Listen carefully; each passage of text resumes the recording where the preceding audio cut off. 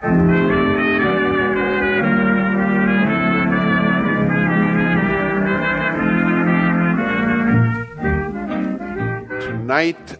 is a bittersweet farewell to Jonathem Lethem. You are choosing to live near the Claremont campuses because I am all about, and I quote you here, middle-aged family values, lifestyles right now. Now, can this be true? Yes. You really? You know, of course, absolutely. I have to be I have to lead a very simple life now. If I'm ever going to write a novel again, it has to be just about the only thing I do besides, changing diapers and making meals. You have said New York was a virtual reality for a long time before there ever even was a description or idea of it. Chronic City takes place in a nebulous Manhattan, existing somewhere between the real and unreal. Why does Manhattan, more than any other city or place, strike you as a virtual reality? When you think about the story of New York City, it's the future.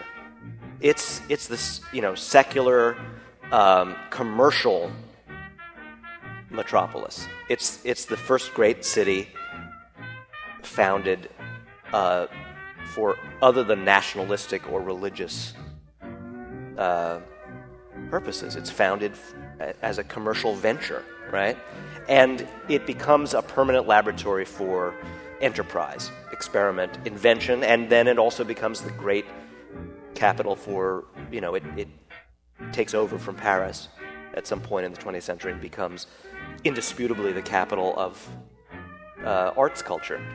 It broadcasts the most powerful and therefore the most universally resented image of its own importance, self-involvement, self-enclosure, and it's the place where fake reality was invented. Or Madison Avenue and Hollywood are the two places where... Yeah, I was about to say... Where the idea of selling the sizzle, not the steak, arises. And, what is virtual reality but the sizzle and not the steak? It's the invention of the fake is centered in the life of this place. So right? It's natural in some way that now you are off to California, having on this stage Werner Herzog not so long ago. He says, Los Angeles is the only city with substance in America. Yeah. So, which is of course also quite a provocation. So you're leaving us for another fake reality. Well, is that right? Yeah. I don't think anyone has the luxury of living in a real reality anymore.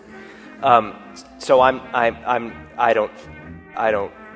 don't even worry about it. I mean, that's really one of the subjects of Chronic City is quit worrying. The intermingling happened. We're just going to have to negotiate it now. The virtual and the real, the Reese's peanut butter cup is done. It's, the chocolate and the peanut butter are completely together.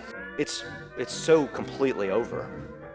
It's not even something that I think we should be worrying about in those terms. So it doesn't make you anxious?